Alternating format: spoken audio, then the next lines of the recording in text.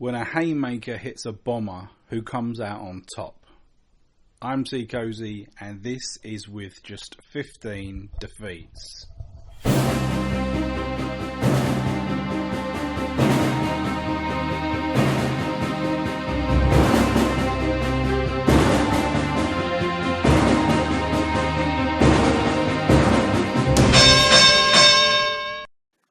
Teekosey back again for another round of with just 15 defeats. In today's show, we're going to be talking about David Haye versus Tony Bellew in the heavyweight division. Now, if you've got any comments on this big fight, I want to hear from you. If you want to create a debate, leave a comment below and I will get back to you as soon as possible. If you appreciate the video, give me a big thumbs up. And head over to my channel, click the subscribe button and check out the other videos that I've got on offer for you. Now, a few weeks ago I produced my top 15 heavyweights for January 2017. So it's my full rundown talking about the best heavyweights currently. Okay, best heavyweights currently who I believe are out there in the division. Okay, I've also got a whole range of other big previews, etc. So if you've got the time, go over and check it out, hit the subscribe button. But today we're here to talk about David Haye, Tony Bellew. Okay, so about 8 or 9 months ago I put out a video about this fight, and it was called something like the 5 factors. The 5 factors. So this video today is really going to be an update on that video, and I will be going over the 5 factors. Okay. Now this fight is it's not really a fight that I think people really expected. For me, I thought that David Haye was initially, when he came back, I thought it was all about the money, and I think to a certain degree it definitely is. And we thought we were going to get Shannon Briggs, and I thought we were just going to get a series of really kind of, I don't know what the word is, but really weak and pathetic nothing fights. Okay, whilst he treaded water in the hope that he was going to get an Anthony Joshua, big money, Wembley payday. Doesn't seem to be on the horizon just yet. But then suddenly, Tony Bellew has started calling out David Haye, and we got to this fight. And that's why I created that video 9 months ago talking about the potential. And obviously the proposed fight with Shannon Briggs never really occurred. David obviously used him to sell his Heyday 2 show, which was also at the O2. It was live on Dave's channel here in the UK. He used him as a marketing tool, and I kind of felt sorry for Shannon Briggs that he really wanted a big fight. He's been desperate to get some kind of fight, and just no one's given the opportunity. David abused him on the lead up to that Heyday 2, and that's what it is. So anyway, this fight has come about. It was announced. It's going to take place in a couple of weeks. It's live at the O2 again, as I say. So what I thought we'd do is we'll talk about both the guys briefly, and then we'll reevaluate the 5 points I spoke about before. So there is a lot of similarities. There's a lot of similarities here. Now, David Haye, if you're a fan of the heavyweight division, you know a lot about David Haye. You know a lot about David Haye because he's been a character in the division now for about 6 years. He's a former champion. Now, David Haye, he's about 6'3"-ish. He's coming in his last 2 fights at around the 225 mark. He comes in phenomenal condition. Okay, phenomenal condition. He's got a record of 28 with 26 stoppages, 2 defeats. Okay, so only 2 defeats. One of those defeats came quite early on where he took a risk So that's a fight that you can put to the side and not really give a lot of thought to be honest. The second defeat was against Wladimir Klitschko, where he told us about the toe. We're so familiar with this story. He got his foot out in the middle of the ring after a pretty one-sided fight to elaborate and discuss that his little toe was injured and it prevented him from taking off and really attacking Wladimir in the way that he would have done. And he got a lot of stick for it. He did get a lot of stick for it, and it is such a pathetic thing. I think he really shouldn't have told us about it, or something that years down the line he could have said, you know what, I tried my best against Wladimir, but I had this injury and this is what held me off. The fact that he brought it up in the middle of the ring after the fight, I think it was poor sportsmanship. But when I think about it, I can really see that it would have been a problem for someone like him, someone who is so agile, someone who's so quick and nimble, someone who likes to dart in and out. It definitely was a problem. He's not the sort of boxer that is quite stiff, that we see it a lot in the heavyweight division. They just plod forward and they try and throw hooks and jab their opponent to death. He's not that guy. He's gliding from side to side, backwards and forwards. He's changing levels and he's looking to explode on his opponent. And you say, like, will a little toe have made such an impact? Well, if you stub your little toe, the amount of pain that kind of shoots through the nerve can be quite painful. And if you think about that, sometimes, if you've ever done that, and I know I've done it, because I know this is going to sound sad, but the foot of my bed, the amount of times on the rear corner I've just kicked it on my little toe, it's ridiculous. I need to change the bed, but so I kind of know, and you do lose a little bit of balance. You lose a little bit of balance, and you don't quite have the correct footing. Okay, so I can see how it was an issue. But anyway, moving forward. So we know David Haye. We've spoken about a bit of David Haye's style there.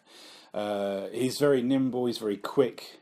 He likes to close the distance rapidly, fires overhands. He fires powerfully.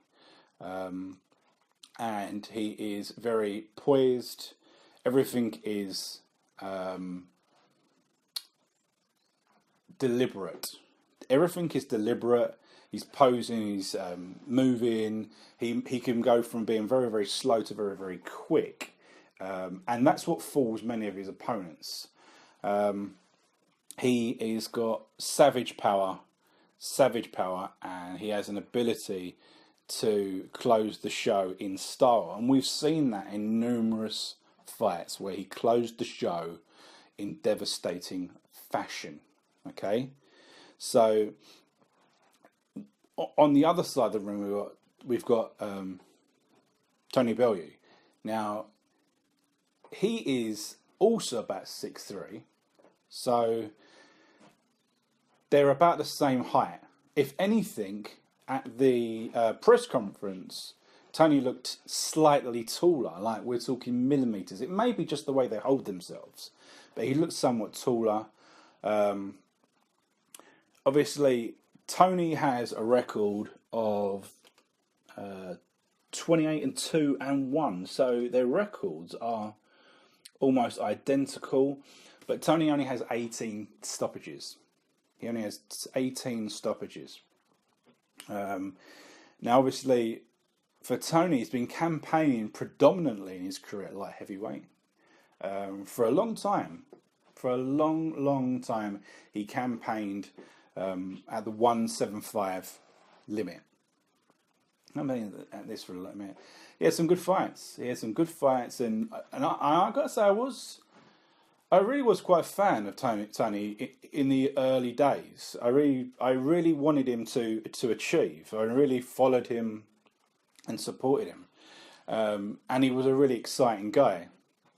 Now, he obviously got to a point where he had his big shot. He had his big shot against Stevenson. He come up short. in a cracking fight, a very, very good fight. And we'll talk about this a little bit more in a minute, but it was a cracking fight. He got stopped on his feet. He got knocked out on his feet, and he then decided that he needed to move up. Now, for me, Tony's one of those guys that he's unfortunate because of the weight divisions. We know that all of the weight divisions out there, it goes from a couple of pounds and slowly incremental as we move up. But when we hit the light heavyweight to cruiserweight, there's a massive jump. There's a humongous jump in the size difference. And you're talking about two different types of men that fight at light heavyweight and that fight at heavyweight. They're two different types of men, okay, predominantly. And for me, Tony obviously was of the opinion that he wasn't really prepared to obviously fight at the 175 limit, but to jump up another 25 pounds is crazy. I think, as I say, I think he's unfortunate because for me, I think Tony is a 180. He's a 180-pound fighter, but there's no division for that. So if there was like a 182-pound division, he would be that's his perfect division, okay? And because of that, he has to fight at light heavyweight. Okay. But anyway, he's moved up to cruiserweight. He has fought a number of guys and he's won a version of the world title. And he thinks now he's like a legitimate top guy. And he's got a title. That's all well and good. Now, let's move forward to these five factors because we're going to cover a number of the things that I would usually discuss in my preview of the two guys, okay? So the first factor that I brought up was the size differential between the two guys. Now, as I mentioned just a moment ago, they're both 6'3". David Haye has a slightly bigger reach. And as I said in the press conference, Tony actually looks almost just a marginally bit taller, okay? But when they get in the ring, I feel that David will look bigger. He will look a lot bigger. Now, as we've discussed, Tony's moved up in weight from light heavyweight and he's now fighting at heavyweight.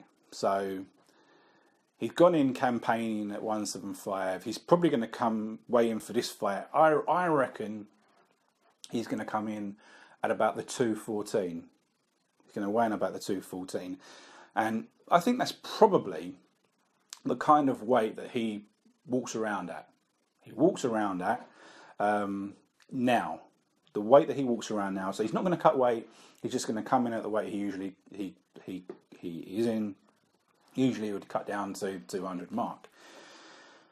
Now, let's just compare the body types of the two guys. Now, David Haye is exceptional, exemplary body shape. He's in phenomenal shape. He is very, very muscular. Tony's not. Tony's never been that. Even when he was down at the 175 limit, he was never defined. He was somewhat fleshy even then. He wasn't big, but he was soft. Okay. So that's another thing in my mind where I think he's moved up, and it wasn't even like he was boiling himself down, coming in shredded. He was never that person. Okay. Now, we speak about David Haye, and David Haye, when he fought in the cruiserweight division, the division that Tony is competing now, you just have to look at the Enzo Maccarinelli fight to see what he was packing at cruiserweight. He was boiling down to that. He was boiling down to the 200 mark. And you look at David Haye in that fight, you look at the body shape, the size of him compared to Maccarinelli, it's insane. It's an insane differential there. So there was always a lot of room for David to bulk out. Okay, now we know in his last two comeback fights, these two fights he's at a heavyweight against Jajai and Demori, he came in at about 225, just under 230. Looked in phenomenal shape. He wasn't really carrying any timber. He was very, very muscular. So we can see that he's able to absorb that. We can see that he was able to absorb that. And as I say, this fight was never ever going to happen at cruiserweight, because I think David I don't think he could get down to 200. I honestly don't think he could get down to 200 anymore. He probably could, because he's a prime athlete, but I don't think he could. I don't think he'd do it safely. And if anything, I think David could probably, like we always talk about I always like to talk about weight and in the heavyweight division, and some guys come in very, very flabby and out of shape. People like Ruiz, we saw terrible shape. Now, I think that the Haye could probably come in at 240 and still look in shape, still not carrying any timber. Now, Tony, at the same height, the same dimensions, if he came in at 240, he would have tyres around his waist. And he would look grotesque in terms of a heavyweight boxer. Okay, so I think there's going to be a size differential, and it's an important thing because it's something that Tony has mentioned a lot of times about David being a blown-out cruiserweight. There is a size differential in these two. There's a size differential, and it's because of the physique. Now, the second issue is with this fight is Tony's defence. Now, I'm of the opinion that it's quite poor. I think he gets hit quite easily. I think he leaves himself open. He's one of these boxers that starts with good intent. His arms are up and he's moving backwards and forwards. He's rocking. He's trying to. He always has a face of just intense concentration. He's so concentrated. He's so focused on his opponent, and everything is quite deliberate. This fades, and his concentration goes in and out. And even when he's got his hands up, he's very open to being hit, which can be a problem. And I think someone who, like David, who can close the distance so quickly, will be able to pot shot him. Okay, so that's just a brief one. The second one is the Stevenson fight. I think this is the fight where we learn the most about what could happen in the fight against David Haye. Now, I'm not saying that David Haye and Stevenson are the same, but Stevenson is quick, he's nimble, he comes in and out, he packs power, he can stop people, he's somewhat creative, unorthodox, and so there are those similarities. And despite that, Tony did have a good fight in that fight. It was relatively even.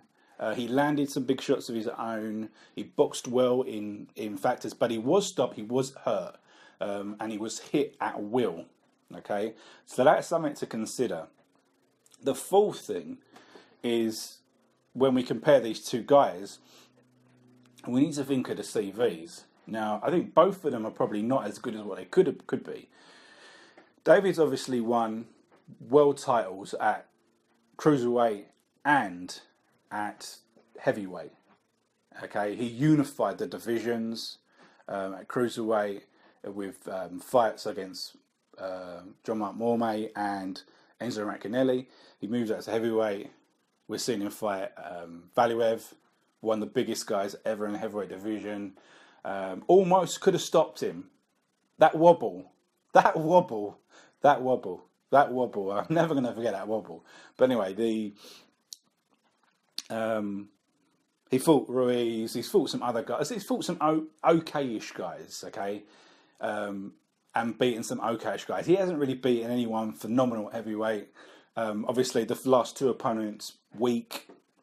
Although, as I've said so many times about the Arnold Jajai fight, I think Arnold Jajai was a better opponent than people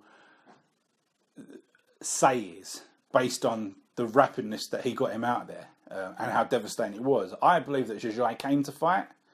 and I think Jajai may end up being a good European level guy. Okay, but I think if you rewatch that fight, the very first punch that's landed by David Haye completely kills anything that Jajai had. Okay, any confidence that he had was gone, and the fight was over in the very first punch. You watch it back. Okay, now when we compare this to Tony Bellew's CV, it's a different story. It's a different story. It's significantly weaker, in my opinion. There's a lot of people there, and there's not really any notable guys. He's lost to Nathan Cleverly, and he's lost to Stevenson. And apart from that, there really isn't any notable guys, to be honest. He beat Makubu, who at the time, presumably to sell the fight and to pump it up further, he described him as being the best in the division, which I think was a bit of a porky pie, really. But the problem is that in the cruiserweight division, it's not a showpiece division. There's not really a lot of talent there. There's no stars, so there's no big fights, and that is why this fight has come along, because there's no real big fights for Tony to have. There's no real money in it, and that's why he really needed to stay. If he wanted to have big fights, he needed to stay at light heavyweight, where he could have potentially fought these stars like who have we got? We've got Ward, Kovalev, Stevenson again. Do you know what I mean? There's Pacquiao, and there's other guys that would be prepared to fight at light heavyweight. Okay, so there's a lot of scope for people to fight. Whereas in the cruiserweight division, do you know what I mean? There isn't really the stars. There's a couple of guys that are beginning to become faded. Okay, like Huck and Lebedev, that he could possibly fight, but now they're losing. So the grandeur of those fights isn't as good as it once would have been.